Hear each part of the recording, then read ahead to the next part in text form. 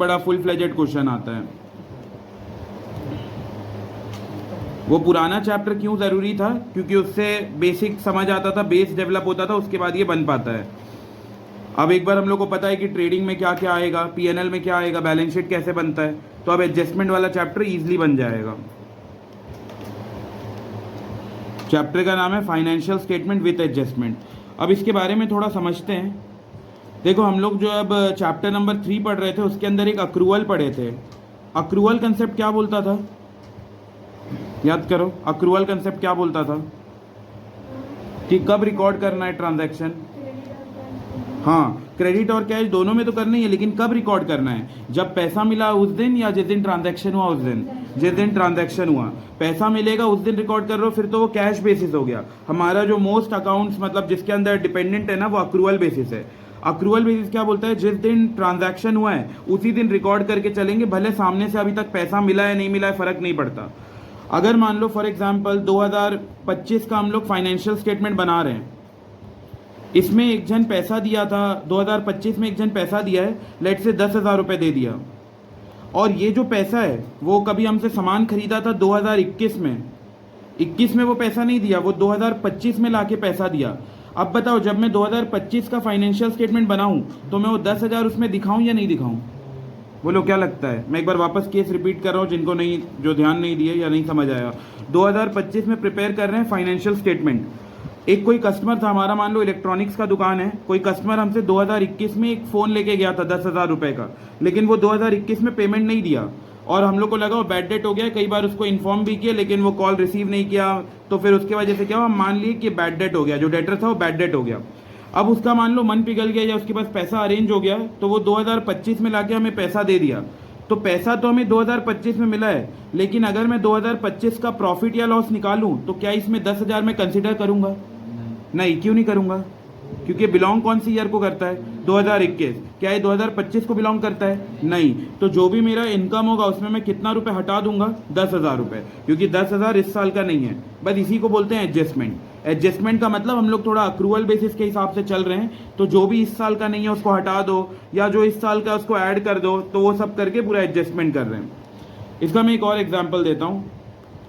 मान लो रेंट है, ये रेंट पे कर दिए हैं 11,000 रुपये, ठीक है। ये मान लो ट्रायल बैलेंस है, जो ट्रायल बैलेंस क्वेश्चन में दिया रहता है ना, ये ट्रायल बैलेंस है। ट्रायल बैलेंस में दिखा रहा है रेंट पे कर दिए 11,000। नीचे लिखा है कि रेंट जो पर मंथ है वो है 1,000 रुपीज़।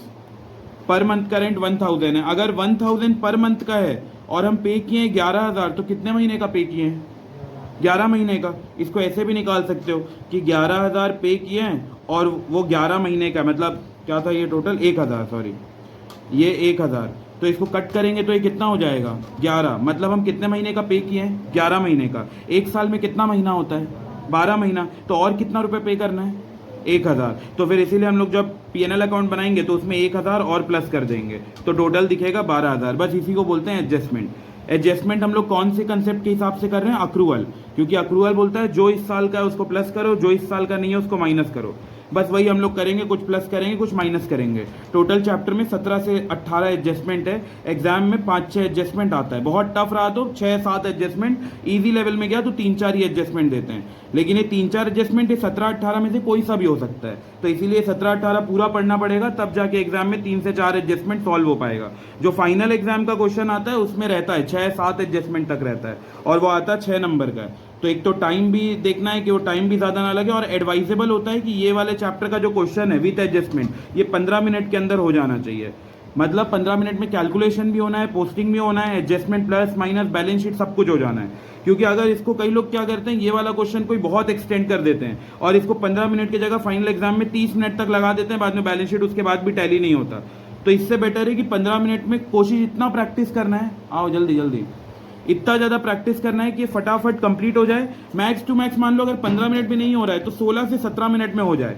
क्योंकि अगर तुम लोग ये वाले क्वेश्चन को ज़्यादा टाइम लगा दिए तो इसके बाद वाला जो क्वेश्चन है टोटल एग्जाम में 20, 25, 30 क्वेश्चन के आसपास रहेगा।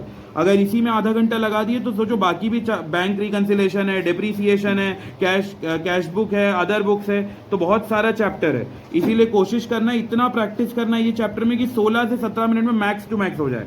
पूरा पोस्टिंग भी हो जाए, एडजस्टमेंट प्लस माइनस भी हो जाए, बैलेंस शीट टैली भी हो जाए, बस। तो यही है चैप्टर का नाम, फाइनेंशियल स्टेटमेंट विद एडजस्टमेंट। कौन से अजम्पशन के या कौन से कंसेप्ट के हिसाब से हम लोग ये चैप्टर बना रहे हैं? Accrual assumption. अक्रूअल बोलता है जो इस साल का है प्लस करो, भले 11,000 पे किया लेकिन इस साल 1,000 और पे करना था तो पे करो, 1,000 प्लस कर दो। और मान लो कोई एक्स्ट्रा पैसा आ गया, टोटल 22,000 बिजनेस में रखा है, लेकिन इसमें से 10,000 इस साल का है ही नहीं, तो इसको हटा दो क्योंकि वो इस साल का है नहीं। तो बस यही सब एडजस्टमेंट है, ठीक है। इसके बाद और मेरे को कुछ बेसिक पूछना था। जब हम लोग सोल प्रोप्राइटर का क्वेश्चन कर रहे थे तो बैलेंस मतलब क्वेश्चन में क्या दिया रहता था? एक ट्रायल बैलेंस दिया रहता था। इसमें सब कुछ लिखा हुआ रहेगा, सेल लिखा रहेगा, रेंट लिखा रहेगा। इसका हम लोग कुछ कुछ आइटम को ट्रेडिंग अकाउंट में भेजते थे, कुछ आइटम को पीएनएल में भेजते थे और कुछ आइटम को बैलेंस शीट में भेजते थे। याद है? यही करते थे ना, क्वेश्चन दिया रहता था, जो क्वेश्चन दिया रहता था उसको ट्रायल बैलेंस बोलते हैं। वो ट्रायल बैलेंस दिया रहता था, कुछ आइटम उसके ट्रेडिंग में जाते थे, कुछ आइटम उसके पीएनएल में जाते थे और कुछ आइटम उसके बैलेंस शीट में जाते थे। अब मेरा क्वेश्चन है कि अगर कोई आइटम ट्रायल बैलेंस में आ चुका है, फॉर एग्जांपल मान लो रेंट आ गया है ट्रायल बैलेंस के अंदर, ये तुम लोगों को क्वेश्चन में दिया है कि रेंट दिया है 10,000 रुपये और ये ट्रायल बैलेंस के अंदर है, तो मेरा क्वेश्चन है क्या इसका जर्नल एंट्री हो गया होगा या नहीं हुआ होगा? ये ट्रायल बैलेंस के अंदर दिया है तो क्या इसका जनरल एंट्री कंपनी पास कर लिया या नहीं किया है? तो पक्का? कैसे? करेक्ट। सबसे पहले क्या प्रिपेयर किया जाता है? जर्नल। जर्नल के बाद क्या प्रिपेयर किया जाता है? लेजर। लेजर के बाद ट्रायल बैलेंस। तो यहाँ देखो जर्नल एंट्री उनका ऑलरेडी हो गया, लेजर में पोस्टिंग वगैरह सब हो गया है, अब बस उनको उठाना है, उनके रेस्पेक्टिव प्लेस में डाल देना है। लेकिन अगर मान लो ये बैलेंस शीट, ये ट्रायल बैलेंस है, ट्रायल बैलेंस के अंदर नहीं लिखा है, नीचे एडजस्टमेंट में कुछ लिखा है। फॉर एग्जाम्पल लिखा है डेप्रीसिएशन एट द रेट 10%। अब बताओ अगर ये एडजस्टमेंट में लिखा है, क्या इसका जर्नल एंट्री हुआ है? नहीं, तो इसका ना जनरल एंट्री हुआ है। अब बताओ अगर जनरल एंट्री नहीं हुआ है, क्या वो ट्रायल बैलेंस में आया होगा? नहीं, और इसका फिर पोस्टिंग भी नहीं हुआ है। मैं एक बार वापस से समझा रहा हूँ, पूरा गेम यही दो कंसेप्ट का है, ट्रायल बैलेंस के अंदर का आइटम, ट्रायल बैलेंस के बाहर का आइटम। मेरा फिर से वही क्वेश्चन है, अगर ट्रायल बैलेंस के अंदर रेंट लिखा है, क्या इसका जनरल एंट्री हो चुका है? ट्रायल बैलेंस के अंदर लिखा है रेंट 10,000 रुपये, क्या हो चुका है जनरल एंट्री? हाँ, क्योंकि ट्रायल बैलेंस जो होता है ये लास्ट में प्रिपेयर किया जाता है, तो इनका जर्नल एंट्री हो गया है। अब बस इसको क्या करना बाकी है? पोस्ट करना बाकी है। कहाँ पोस्ट करना बाकी है? या तो ट्रेडिंग अकाउंट, या तो पीएनएल अकाउंट, या तो बैलेंस शीट। अगर मान लो फैक्ट्री का होगा तो ट्रेडिंग में डाल देंगे, अगर वो कंपनी का होगा तो पीएनएल में, और अगर वो असेट या लाइबिलिटी होगा तो बैलेंस शीट में। अगर इन शॉर्ट में पूछो, ट्रायल बैलेंस के अंदर का आइटम कितने जगह जाएगा? कितने जगह? 3 जगह? नहीं, कोई भी एक जगह, कोई भी एक जगह। क्यों एक जगह जाएगा? बताओ, उसका जनरल एंट्री हो गया है कि नहीं? हो चुका है, बस उसका भी पोस्टिंग बाकी है। तो या तो वो ट्रेडिंग में जाएगा अगर वो फैक्ट्री का खर्चा होगा, अगर कंपनी का खर्चा होगा तो पीएनएल में जाएगा, और अगर वो असेट या लाइबिलिटी होगा तो बैलेंस शीट में जाएगा। इन शॉर्ट ये जो ट्रायल बैलेंस के अंदर का आइटम है वो कितने जगह जाता है? एक जगह। इसका लॉजिक क्या है, एक जगह क्यों जाता है? क्योंकि इसका पहले से क्या हो गया है? जर्नल एंट्री हो चुका है। जर्नल एंट्री हो गया, बस हम वो 3 में से कोई भी एक जगह पोस्टिंग करेंगे। लेकिन अगर ये नीचे एडजस्टमेंट दिया है, एडजस्टमेंट मान लो दिया है डेप्रीसिएशन एट द रेट 10%, अगर ये ट्रायल बैलेंस के नीचे दिया है, क्या इसका जर्नल एंट्री हुआ है? नहीं, तो इसका जर्नल एंट्री भी नहीं हुआ है और ना ये ट्रेडिंग पीएनएल उसमें कहीं पोस्टिंग भी नहीं हुआ है। तो बताओ नीचे का आइटम कितने जगह जाएगा? नीचे का आइटम कितने जगह जाएगा? बोलो बोलो, दिमाग लगाओ। ऊपर का आइटम तो कोई भी एक जगह जाएगा क्योंकि उसका जर्नल एंट्री ऑलरेडी हो चुका है। नीचे का आइटम का जर्नल एंट्री हुआ ही नहीं है, तो कितने जगह जाएगा? 2 जगह जाएगा। एक तो पहले नॉर्मल जर्नल एंट्री करेंगे, उसके हिसाब से पोस्टिंग करेंगे, और एक बार उसको जहां भी ट्रेडिंग का होगा तो ट्रेडिंग में, पीएनएल का होगा तो पीएनएल, नहीं तो बैलेंस शीट। जैसे मैं कुछ समझाता हूं इसके बारे में, अब ये कुछ उतना आइडिया क्लियर नहीं हुआ होगा। मान लो इधर दिया है रेंट, ये ट्रायल बैलेंस में है। इधर दिया है फर्नीचर, रेंट दिया है 10,000 रुपये, फर्नीचर दिया है 2 लाख रुपए, और नीचे एडजस्टमेंट में लिखा हुआ है डेप्रीसिएशन करना है at the rate 10% on furniture. अब बस पहले क्वेश्चन को देखो, फिर हम लोग एडजस्टमेंट पे आएंगे। ट्रायल बैलेंस के अंदर रेंट कितने का दिया है? 10,000। फर्नीचर कितने का दिया है? 2 लाख रुपए, और नीचे एडजस्टमेंट में लिखा है कि डेप्रीशिएट करो 10% ऑन फर्नीचर, फर्नीचर का 10%। फर्नीचर है कितने का? 2 लाख। 2 लाख का 10% कितना होगा? 20,000 रुपये। तो 20,000 को डेप्रीशिएट करो बोल रहा है। अब देखो, इसको बस देखते ही रहना क्वेश्चन। अब इसमें 3 चीज बनाएंगे, एक बनेगा ट्रेडिंग अकाउंट, एक बनेगा पीएनएल, और एक बनेगा बैलेंस शीट। ठीक है, अभी मैं बताया था ट्रेडिंग ट्रायल बैलेंस के अंदर का आइटम कितने जगह जाता है, कोई भी एक जगह। तो बताओ रेंट बताया नहीं है, कंपनी का या फैक्ट्री का है, किसका मानेंगे, कंपनी का, और कहाँ भेज देंगे, पीएनएल अकाउंट। तो पीएनएल में यहाँ लिख देंगे रेंट, और वो है 10,000 रुपये का। बताओ क्या ये कहीं और दूसरा जगह जा रहा है रेंट, नहीं, ये क्यों दूसरा जगह नहीं जा रहा है, क्योंकि इसका ऑलरेडी क्या हो चुका है, जर्नल एंट्री हो चुका है। ये ट्रायल बैलेंस में बैठ गया, मतलब इसका जर्नल एंट्री हो गया है, तो बस इसको एक जगह पोस्टिंग करना है, काम खत्म। अब बताओ इसके नीचे दिया है फर्नीचर, ट्रायल बैलेंस के अंदर है, कितने जगह जाएगा, एक ही जगह। बताओ फर्नीचर कहाँ जाएगा, बैलेंस शीट में असेट, तो असेट है तो यहाँ पे असेट साइड में चला जाएगा 2 लाख रुपए। अब नीचे का एडजस्टमेंट है, बताओ एडजस्टमेंट कितने जगह जाता है, 2 जगह, कोई भी 2 जगह जाएगा। तो देखो डेप्रीसिएशन निकालेंगे, 2 लाख का 10%, 2 लाख का 10% कितना होता है, 20,000 रुपये। अभी पोस्टिंग तो तुम लोग को नहीं पता, आगे करोगे। तो एक इधर चला जाएगा, 2 डेप्रीसिएशन 20,000 बोल के, और इसका दूसरा फर्नीचर में से 20,000 माइनस हो जाएगा, वहाँ आ जाएगा 1,80,000। आया समझ में। तो बताओ एडजस्टमेंट कितने जगह गया, 2 जगह, एक ये पीएनएल में गया और एक वहाँ गया। और जो ट्रायल बैलेंस के अंदर का आइटम होगा वो कितने जगह जाएगा, एक जगह। अगर तुम लोग ये वाला लॉजिक समझ गए ना, एक भी ऐसा क्वेश्चन नहीं है जो गलत होएगा। क्योंकि तुम लोग क्या करोगे, ट्रायल बैलेंस के अंदर का आइटम देखोगे, फटाफट इसको कोई भी एक जगह पोस्टिंग कर दोगे। एडजस्टमेंट देखोगे, जैसे तुम्हारा क्वेश्चन कंप्लीट हो जाए तो एक बार टैली कर लेना कि हर एडजस्टमेंट 2 जगह आया है कि नहीं आया। अगर वो कोई भी 2 जगह आया है मतलब बढ़िया है, बैलेंस शीट एक बार में टैली होगा। और अगर तुम लोग एक जगह पोस्टिंग की हो, कहीं दूसरी जगह नहीं की हो, मतलब फिर वो टैली नहीं होने वाला। आया, मैं अभी तक एडजस्टमेंट चालू नहीं किया, मैं चैप्टर का अप्रोच बता रहा हूँ। कई लोग का ऐसा होता है balance sheet last end moment में टैली नहीं होता है। प्रॉब्लम क्या, उन लोग लास्ट में देखते नहीं है। हमेशा याद रखना, ट्रायल बैलेंस के अंदर का आइटम, कुछ भी आइटम दिया है वो कहीं ना कहीं एक जगह ही जाएगा, और एडजस्टमेंट का आइटम दिया है वो कहीं ना कहीं 2 जगह जाएगा। अब तुम लोगों को थोड़ा मैं याद दिलाता हूँ, जो हम लोग सोल प्रोपराइटर वाला क्वेश्चन करते थे, ट्रायल बैलेंस के अंदर कुछ आइटम दिया रहता था और लास्ट में क्लोजिंग स्टॉक दिया रहता था, याद है। क्लोजिंग स्टॉक को हम लोग 2 जगह भेजते थे, याद है। एक कहाँ भेजते थे, ट्रेडिंग अकाउंट के बाई साइड, और दूसरा कहाँ भेजते थे, बैलेंस शीट में एसेट साइड, याद आया। तो बताओ ये क्लोजिंग स्टॉक को 2 जगह क्यों भेजते थे, क्योंकि ये ट्रायल बैलेंस के अंदर है कि बाहर है, बाहर है। बाहर है मतलब क्या, इसका जनरल एंट्री हुआ है, नहीं, तो इसीलिए जनरल एंट्री करके 2 जगह पोस्टिंग करते थे। अब मैं वहां तब बताता तो तब समझ नहीं आता, लेकिन अब उससे कोरिलेट कर पाओगे। यहां तक क्लियर है। अब हम लोग स्टार्ट करते हैं। लिखो चैप्टर का meaning. any transaction any transaction that comes to our knowledge, any transaction that comes to our knowledge after preparation of trial balance, any transaction that comes to our knowledge after preparation of trial balance, then it needs to be adjusted. Any transaction that comes to our knowledge after preparation of trial balance, then it needs to be adjusted. मतलब trial balance बन गया, बाद में याद आ रहा है depreciation तो लगाए नहीं, तो फिर हमें उसको एडजस्टमेंट करना पड़ेगा। Any transaction that comes to our knowledge after preparation of trial balance, then it needs to be adjusted. अगला पॉइंट लिखो, it has to effect due to double entry system. मतलब एडजस्टमेंट जब हम करेंगे तो जनरल एंट्री करेंगे, और journal entry तो ड्यूअल एस्पेक्ट प्रिंसिपल से ही होता है, डबल एंट्री सिस्टम जिसको बोलते हैं, तो इसी वजह से वो 2 जगह आएगा। It has to effect due to double entry system. और बताओ जो ट्रायल बैलेंस के अंदर रहेगा वो कितने जगह जाएगा, एक जगह। तो अगला पॉइंट लिखो, all items inside trial balance will appear eight only 1 place.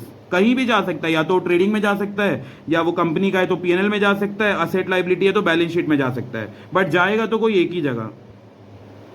All items inside the trial balance will appear eight only 1 place in final account. ऐसा बना भी लो, ट्रायल बैलेंस के अंदर ऐसे ही बस लाइन कुछ उसमें लिखा हो, तो ट्रायल बैलेंस के अंदर का जो आइटम होगा ये कोई भी एक ही जगह जाएगा, और इसके नीचे का जो एडजस्टमेंट है ये कोई भी 2 जगह जाएगा। ऐसा हो सकता है कि एक ट्रेडिंग में जाए, एक बैलेंस शीट में जाए, एक पीएनएल में जाए, एक बैलेंस शीट में जाए, लेकिन जाएगा तो 2 जगह। ट्रायल बैलेंस के अंदर का आइटम है तो कोई भी एक जगह जाएगा, और ट्रायल बैलेंस के बाहर मतलब एडजस्टमेंट का आइटम है तो कोई भी वो 2 जगह जाएगा। तो जब भी क्वेश्चन सॉल्व करो इस चैप्टर का, लास्ट में एक बार चेक करना हर एडजस्टमेंट को 2-2 जगह पोस्टिंग किए हैं कि नहीं। अगर वो 2 जगह पोस्टिंग हो गया तो एक बार में बैलेंस शीट टैली हो जाएगा।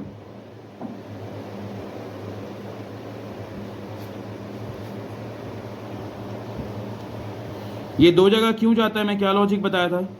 क्या इनका जनरल एंट्री हुआ है? नहीं। तो जब जनरल एंट्री करेंगे तो एक डेबिट साइड, वो डेबिट कुछ जगह जाएगा और एक क्रेडिट वाला आइटम वो कहीं जाएगा, तो इसी वजह से ये 2 जगह जाता है। जबकि ऊपर वाला इसका ऑलरेडी जनरल एंट्री हो गया है, तो ये 2 जगह नहीं जाएगा, ये कोई एक ही जगह जाएगा। अब हम लोग स्टार्ट कर रहे हैं। टोटल 17 या 18 एडजस्टमेंट है। वैसे तो 20 है, लेकिन वो अननेसेसरी वाला है, वो सब नहीं आता।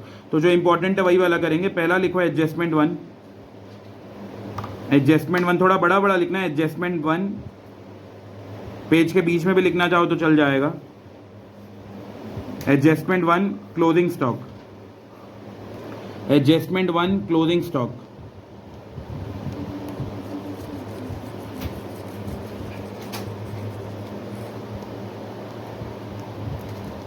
ठीक है, इसके अंदर लिखो it is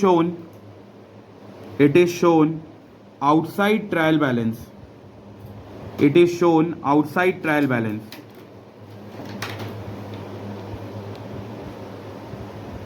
it is shown outside trial balance.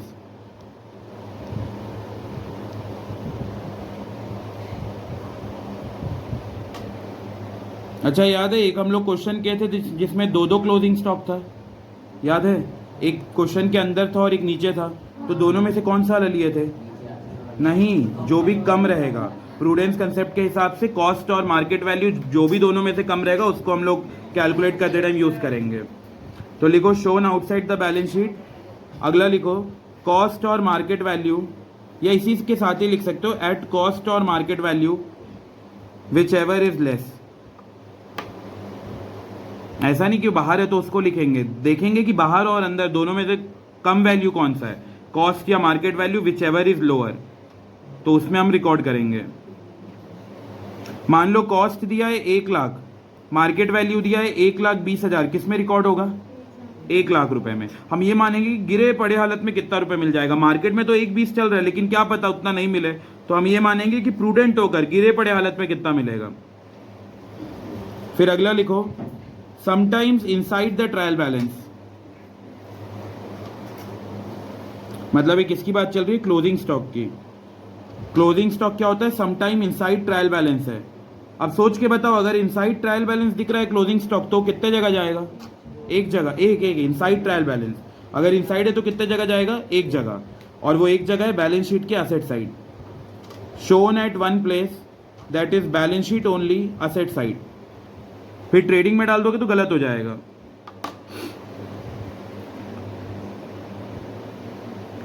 Closing stock sometimes क्या होता है? ट्रायल बैलेंस के अंदर रहता है, और ये बताया था ट्रायल बैलेंस के अंदर का आइटम कोई भी एक ही जगह जाएगा, तो इसीलिए लिखा है shown at one place that is balance sheet only asset side. Trading account के बाई साइड नहीं दिखेगा। फिर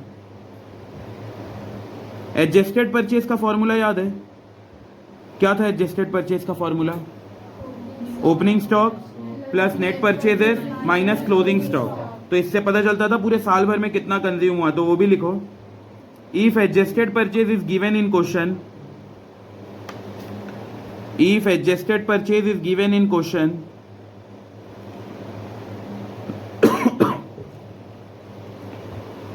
फॉर्मूला लिख लो ब्रैकेट में, adjusted purchase is equal to opening stock plus net purchases.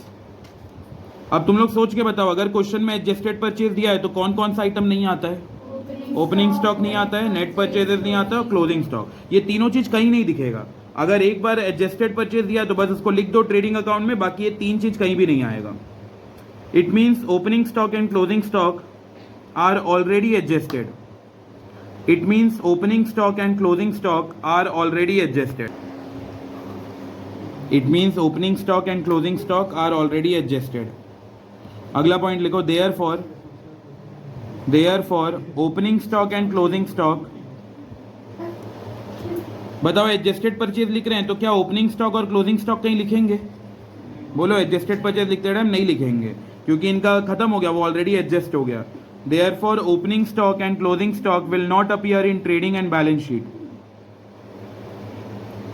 Will not appear in trading and balance sheet. Therefore opening stock and closing stock will not appear in trading and balance sheet.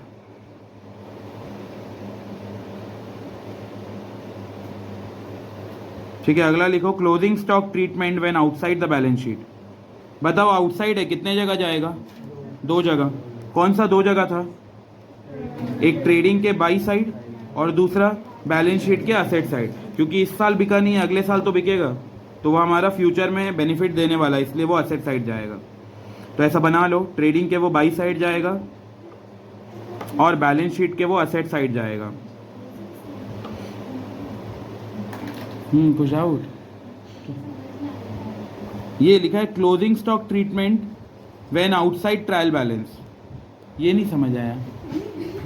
हाँ नहीं, क्या था मैं समझा नहीं।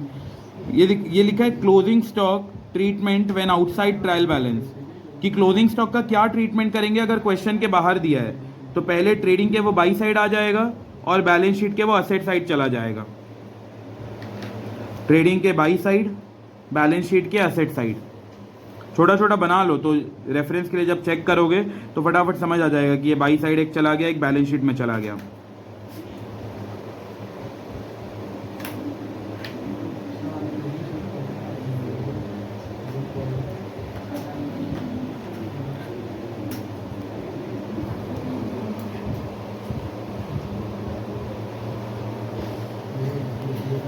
चलो अब मैं इससे रिलेटेड कुछ क्वेश्चन मैं पूछ रहा हूँ। बताओ क्लोजिंग स्टॉक अगर ट्रायल बैलेंस के अंदर है, थोड़ा ध्यान से सुनना, क्लोजिंग स्टॉक अगर ट्रायल बैलेंस के अंदर है तो कितने जगह जाएगा? एक जगह, और वो जगह कौन सा होगा? बैलेंस शीट के असेट साइड। फिर उसको ट्रेडिंग अकाउंट में मत ले जाना, वो गलत हो जाएगा। और अगर क्लोजिंग स्टॉक नीचे दिया हुआ है तो वो 2 जगह जाएगा। कौन सा 2 जगह?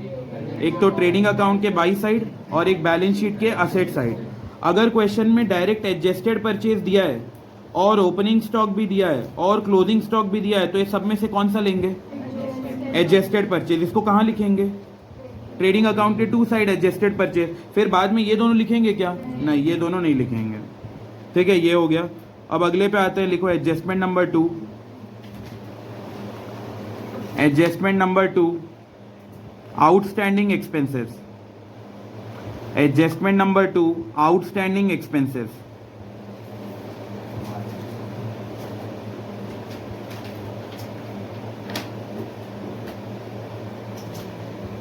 Adjustment number 2, outstanding expense. पहले मीनिंग लिखो।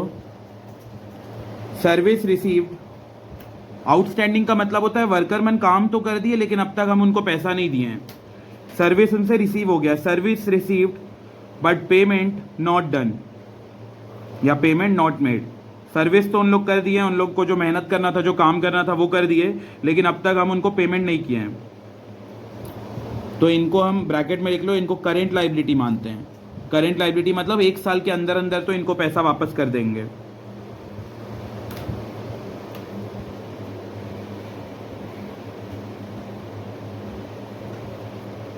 ठीक है, फिर कंसेप्ट करके लिखो। अक्रूवल कंसेप्ट वाले यहाँ पे अप्लाई होगा। अक्रूवल बोलता है भले पे नहीं किया लेकिन इस साल के अंदर तो पे कर दोगे ना, बस रिकॉर्ड करके चलो। फिर P&L shows current year income and expenses as per accrual।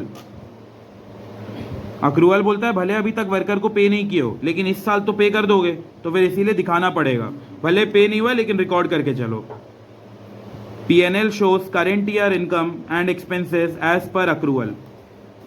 ये हम लोग स्टार्टिंग में ही समझे थे, अक्रूवल बेसिस के हिसाब से ये एक चैप्टर आया है। अगर अक्रूवल नहीं रहता तो ये चैप्टर ही खत्म था। फिर P&L shows current year income and expenses as per accrual।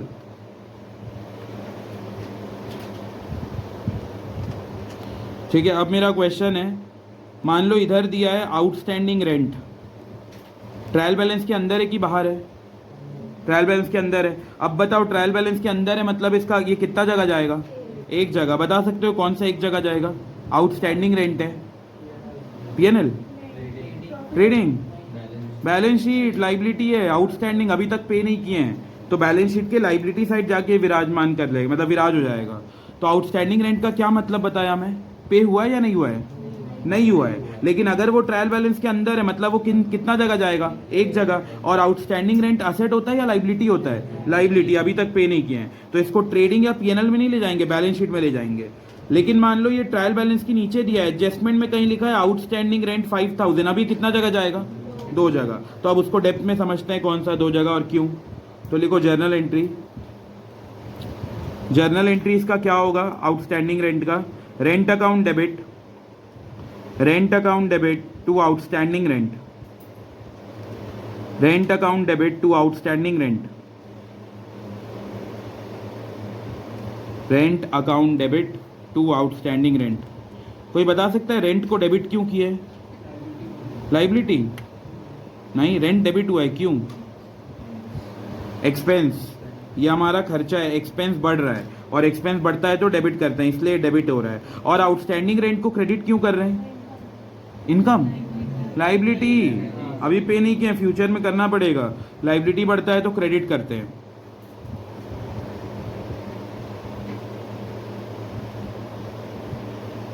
इसको हम लोग एग्जाम्पल के साथ समझते हैं।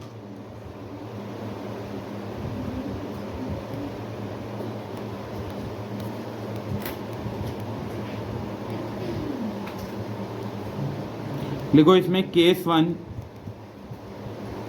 इनसाइड ट्रायल बैलेंस,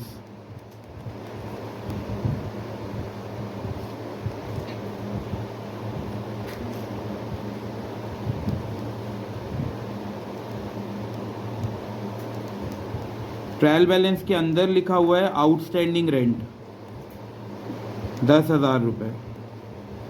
अब बताओ अंदर लिखा है कितने जगह जाएगा, एक जगह, तो ये जाएगा एक जगह, कौन सा एक जगह, बैलेंस शीट में लाइबिलिटी, तो उसी के नीचे एक छोटा सा बैलेंस शीट बना लो, दूसरे कलर का पेन हो तो उससे दिखा देना, एक बैलेंस शीट बना के, बैलेंस शीट में ये दिखेगा लाइबिलिटी साइड, आउटस्टैंडिंग रेंट कितने का, 10,000 का। तो देखो इससे फिर बैलेंस शीट गड़बड़ कैसे हो सकता है, अगर सही से कर रहे हो कि अंदर का आइटम है मतलब कोई एक ही जगह जाएगा तो बैलेंस शीट क्या से लाइबिलिटी साइड जाएगा, और बाहर है मतलब वो 2 जगह जाएगा। ये हो गया अपना केस नंबर 1 जब इनसाइड ट्रायल बैलेंस है। तो अगला लिखो case 2, case 2 outside trial balance.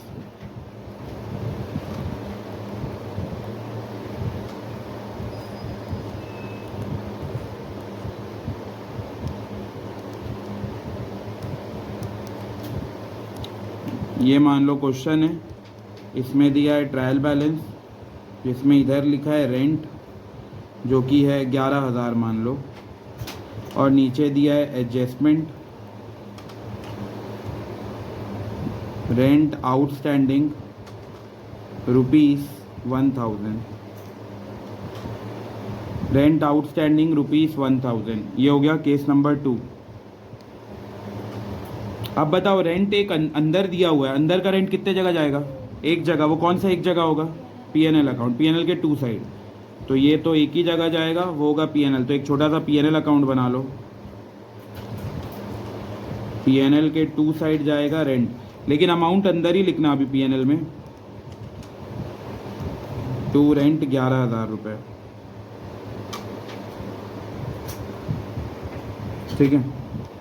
अगला देखो बैलेंस शीट के नीचे मतलब ट्रायल बैलेंस के नीचे लिखा है एडजस्टमेंट में आउटस्टैंडिंग रेंट, कितने जगह जाएगा, 2 जगह, लेकिन 2 जगह भेजने से पहले इसका जर्नल एंट्री करना पड़ेगा। क्या जर्नल एंट्री होगा, rent account debit to outstanding rent. Exam में जर्नल एंट्री नहीं करना, लेकिन अभी हम लोग लॉजिकली समझ रहे हैं, तो ये इसका जर्नल एंट्री होगा। कितने का आउटस्टैंडिंग है, 1,000, तो यहाँ 1,000 लिखे, 1,000 यहाँ लिखे। अभी मैं तुम लोग को लॉजिक बताया था, रेंट को डेबिट क्यों कर रहे हैं, एक्सपेंस बढ़ रहा है, तो एक्सपेंस बढ़ रहा है तो बढ़ा दो 1,000 से एक्सपेंस, यहाँ पे प्लस हो जाएगा आउटस्टैंडिंग रेंट, आउटस्टैंडिंग रेंट 1,000 से यहाँ प्लस हो जाएगा क्योंकि खर्चा बढ़ गया, तो इधर आ जाएगा 12,000।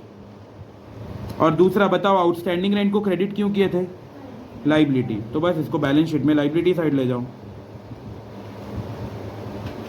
आउटस्टैंडिंग रेंट 1,000 रुपये। तो देखो 2 जगह चला गया, एक गया बैलेंस शीट में लाइबिलिटी और एक गया पीएनएल अकाउंट में खर्चा बढ़ रहा है करके।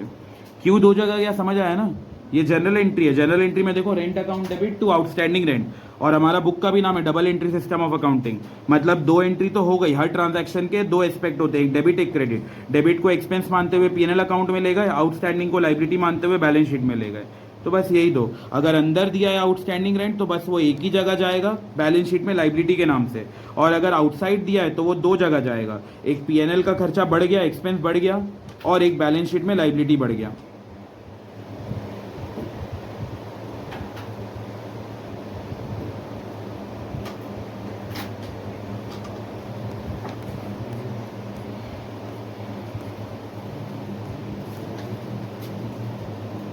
अगले पे आओ, adjustment number 3। Adjustment number 3, prepaid expense. Prepaid expense, prepaid का क्या मतलब होता है? पहले से पे कर दिए हैं।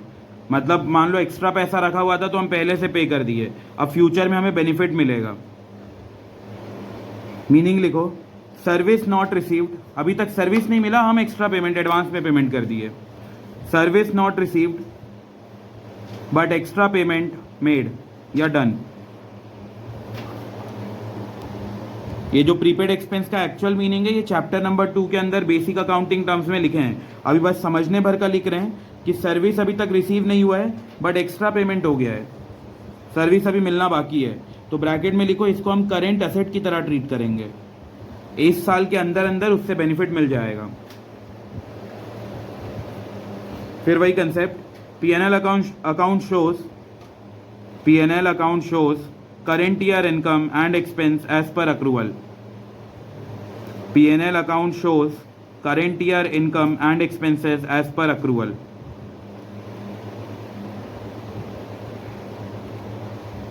जर्नल एंट्री लिखो इसका, प्रीपेड रेंट अकाउंट डेबिट। ये जर्नल एंट्री तब करेंगे जब बैलेंस शीट मतलब ट्रायल बैलेंस के नीचे है, वो एडजस्टमेंट है। अब जनरल एंट्री की है मतलब एक अकाउंट डेबिट किए एक क्रेडिट किए, तो ऑफकोर्स सी बात है दो जगह जाएगा, एक जो डेबिट किए वो कहीं जाएगा और एक जो क्रेडिट किए वो कहीं जाएगा।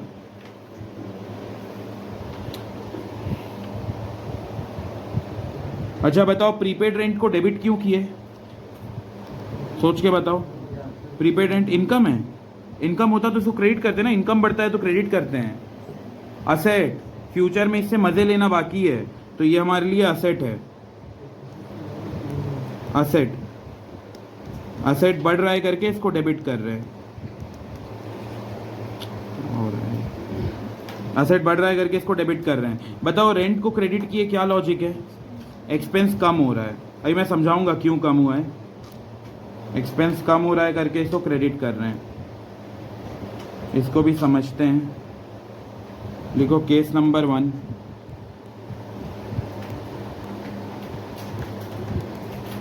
केस 1 क्या होगा? बोलो केस 1, इनसाइड ट्रायल बैलेंस। दो ही केस होगा, या तो इनसाइड ट्रायल बैलेंस या तो आउटसाइड। इनसाइड ट्रायल बैलेंस मतलब एक क्वेश्चन में ट्रायल बैलेंस दिया है और उसके अंदर लिखा हुआ है prepaid rent.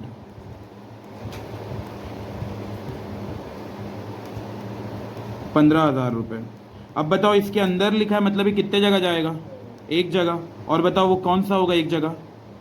Prepaid rent, balance sheet में असेट साइड, क्योंकि इस साल बेनिफिट मिलेगा उससे, तो ये जाएगा बैलेंस शीट के असेट साइड।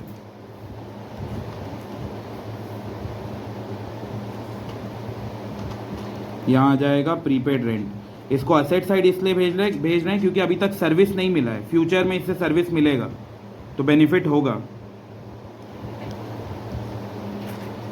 ठीक है, ये हो गया केस 1। अगला लिखो केस 2। कई लोग इसको रटते हैं, रटने का जरूरत नहीं, सब जनरल एंट्री से हो रहा है। तो ये हो गया case number 2, outside trial balance.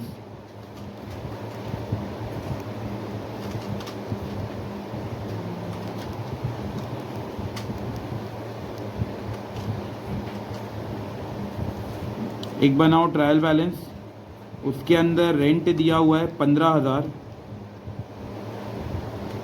ठीक है, और नीचे एडजस्टमेंट,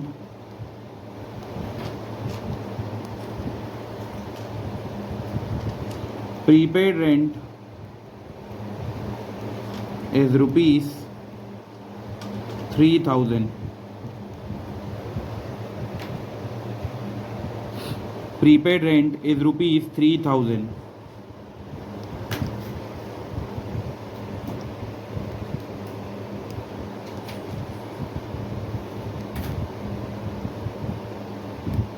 ठीक है, अब इसको थोड़ा समझते हैं क्या बोलना चाह रहा है ये पॉइंट. ये ट्रायल बैलेंस के अंदर रेंट लिखा है 15,000, मतलब हम कितना रुपए पे कर चुके हैं 15,000. और ये ट्रायल बैलेंस के अंदर लिखा है, मतलब ये कितने जगह जाएगा, एक जगह. कौन सा एक जगह होगा, पीएनएल अकाउंट के क्या साइड है ये, टू साइड. लेकिन ये प्रीपेड है ना, रुको 2 मिनट, मैं उस एग्जाम्पल में क्या करवाया एक बार वो देख लेता हूँ. हाँ ठीक है ठीक है, अभी अक्रूड और अनअर्न्ड बाकी है ना, उसमें करेंगे.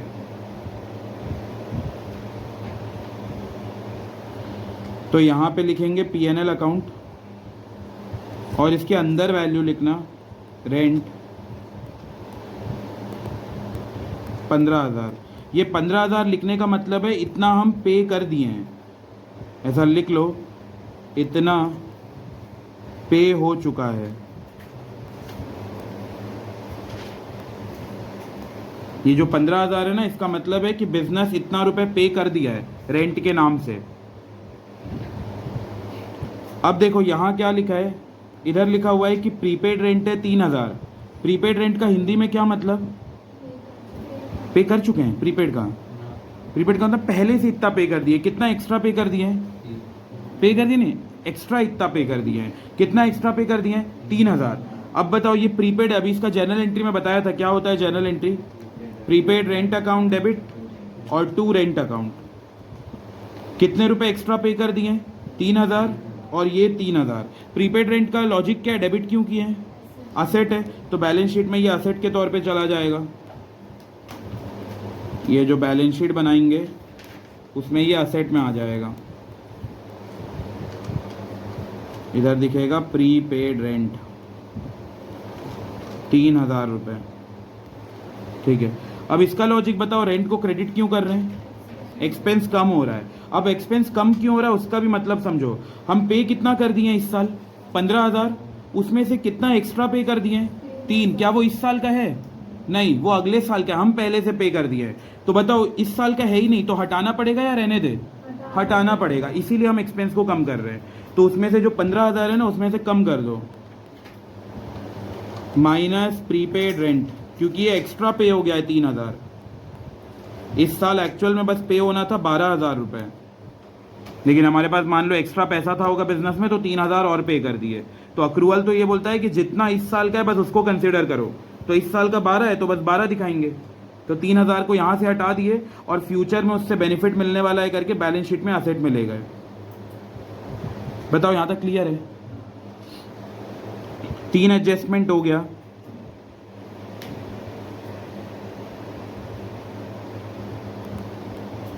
बताओ सबसे पहला एडजस्टमेंट क्या पढ़े थे, क्लोजिंग स्टॉक. क्लोजिंग स्टॉक या तो ट्रायल बैलेंस के अंदर हो सकता है इनसाइड, या तो ट्रायल बैलेंस के आउटसाइड हो सकता है. अगर इनसाइड हुआ तो कितने जगह जाएगा, एक जगह, और वो एक जगह कौन सा होगा, बैलेंस शीट में असेट साइड होगा.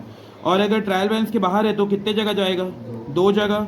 2 जगह मतलब एक कौन सा होगा, ट्रेडिंग अकाउंट के बाई साइड और दूसरा बैलेंस शीट के असेट साइड. बस ये है. फिर उसके बाद अगले पे आए, सेकेंड हेडिंग क्या था, आउटस्टैंडिंग एक्सपेंस. आउटस्टैंडिंग एक्सपेंस का मतलब कि हम लोग सर्विस तो ले लिए हैं बट अभी तक पेमेंट नहीं किए हैं. अब ये 2 इम्पैक्ट हो सकता है, एक ट्रायल बैलेंस के अंदर होगा इनसाइड, और एक ट्रायल बैलेंस के आउटसाइड होगा. अगर ट्रायल बैलेंस की इनसाइड हुआ है तो कितने जगह जाएगा, एक जगह जाएगा, और वो कहाँ जाएगा, बैलेंस शीट के लाइबिलिटी साइड, क्योंकि हम अभी तक पे नहीं किए हैं, वो हमारा आउटस्टैंडिंग है. तो इस साल का वो करेंट लाइबिलिटी मानते हुए बैलेंस शीट में लाइबिलिटी साइड दिखाएंगे. आउटसाइड है तो कितने जगह जाएगा, 2 जगह. पहला कौन सा, पीएनएल अकाउंट के डेबिट साइड में प्लस हो जाएगा क्योंकि और हम खर्चा बढ़ा देंगे. और दूसरा क्या होगा, बैलेंस शीट में लाइबिलिटी साइड चला जाएगा. बढ़िया. फिर अगले पे आते हैं. इसके बाद थर्ड क्या पढ़े, प्रीपेड एक्सपेंस. ये भी 2 हो सकता है, या तो वो इनसाइड होगा या तो वो आउटसाइड होगा. इनसाइड है तो कितने जगह जाएगा, एक जगह, एक. इनसाइड वाला बस एक जगह. कौन सा एक जगह, बैलेंस शीट में असेट साइड, क्योंकि अभी इसका बेनिफिट मिलना बाकी है, सर्विसेज अभी तक हम लोग नहीं लिए हैं. और अगर आउटसाइड है तो कितने जगह जाएगा, 2 जगह. कौन सा 2 जगह, एक तो बैलेंस शीट में असेट साइड चला जाएगा और दूसरा पीएनएल में प्लस होगा या माइनस होगा, माइनस, क्योंकि हम एक्स्ट्रा पे कर दिए हैं तो उतना पोर्शन को हटा देंगे। तो अगर मान लो 15,000 पे कर दिए हैं तो 15 में से 3,000 का पोर्शन हटा देंगे क्योंकि वो इस साल का है नहीं, तो फिर फाइनल आ जाएगा 12,000 जो कि इस साल का है। बस